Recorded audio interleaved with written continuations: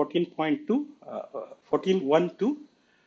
Which of the following experiments have equally likely outcomes and explain? So first we'll understand the basic things about what do you mean by experiment, uh, outcome, and equally likely. So let us say I'm conducting an experiment, and that experiment can be anything. Say, for example, let's consider the first. Even before we answer this first question, we are going to generally understand what do you mean by all possibilities and equally likely in general.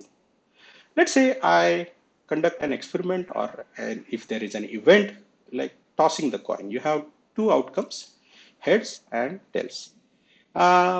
Since the coin is equally likely to give either heads or tails, the probability of individual outcome is 50% or one half.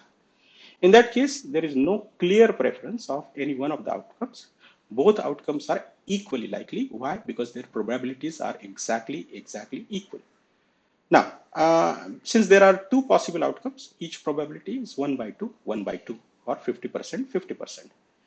Is it applicable for experiments which has more than two outcomes? Yes.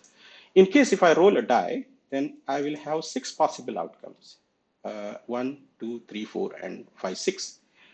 Each of these outcomes are equally likely because since there are 6 outcomes, each probability is 1 divided by 6. So the probability of getting a 1 is 1 by 6. Probability of getting 2 is 1 by 6, and so on.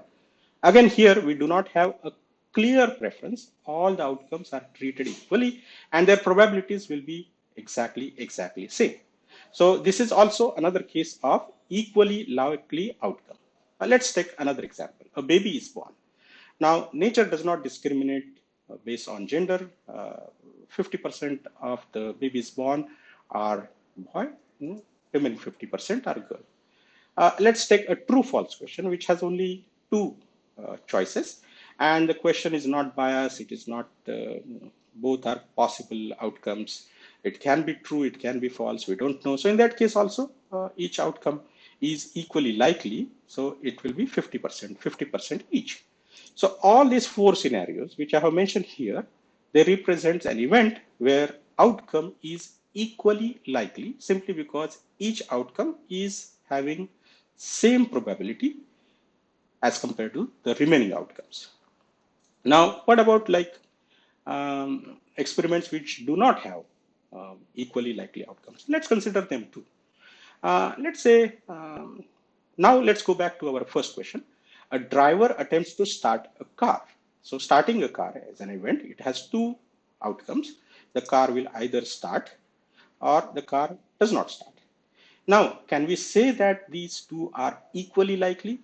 Will their probability be exactly half and half, or 50% and 50%? It's kind of difficult to tell, because unless we know the condition of the car, and even if we know the condition of the car, it's kind of strange coincidence that it will be 50-50%. If the car is in good condition, starting a car will be probably 95, 96%, or maybe 99%. Only 1% of the situation, the car will not start. On the other hand, if the car is in extremely bad shape, maybe just 10% of the probability or 1/10 of the probability, the car will start. So it really depends upon the condition of the car. So we cannot say that both are equally likely, because we cannot with confidence say that each outcome is having the same probability. No. Let's take one more example. If I make a basketball throw, in fact, that's the second question. If I make a basketball throw, there are 2 possibilities. Either I will make the basket, I will shoot, or I will miss the basket. So again, can we say that it's a, just because we have 2 outcomes, that doesn't mean they are always equal. That doesn't mean their probability is half and half. If I'm a good basketball player, let's take any good basketball player. Let's say LeBron James, Allen Iverson, late Kobe Bryant, Shaquille O'Neal, Michael Jordan. So their probability of basketball throw will be much higher than 50%. It will be very close to 100%. On the other hand, if somebody who has not played basketball at all, his basketball shooting probability will be very close to 0. Luck by chance, probably like 5% of the time, he can make the basket. So again, it's the skill of the basketball player, which decides these two probabilities, and they may or may not be equal. Most of the times they will not be equal. So in that case, these are the events or where we have not equally likely outcomes. With this one, now we have seen the first one is not equally likely.